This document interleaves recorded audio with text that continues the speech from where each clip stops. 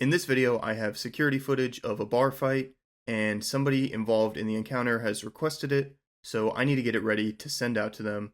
However, there are people in the background that need to be redacted, while the people involved in my encounter stay unredacted. Using reverse redaction, we can get this ready in just about a minute, and it only takes a couple of clicks. The first thing I'm going to do is I can watch my video to find what needs to be unredacted.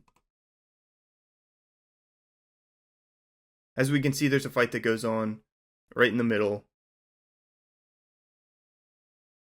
The encounter continues. There are a few people involved. Now that I know where my fight happens, I can return to the start of the video, and I can come down here and click reverse redaction. Now I'm going to come up here and just draw my redaction box. With reverse redaction, everything outside of your box is redacted and everything inside of it stays unredacted. Now that I have this box drawn, I can edit it a little bit. I can make it smaller up here to remove these people's faces. And now I can click play.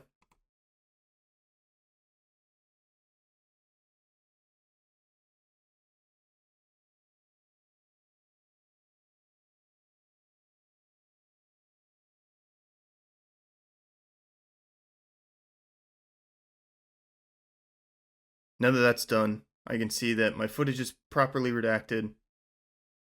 I can come up here and click export. Make sure it has a descriptive name so that I'm not going to be confused when I have to find it later. And then just click export. Now if I go to my redacted footage, here it is, just like it looked in our preview. But let's say now that I want a nice screenshot of the assailant so that I can maybe send an image out so that people can look for him, or for the news, if they want to report on this and see if people know who he is, maybe he got away. I can click play. I'm going to go through and just find a screen that has a nice shot of his face.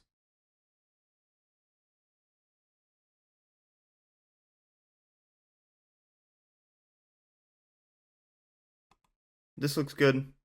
I can come up here, click video tools, take snapshots, and I can take a snapshot of my video, export it,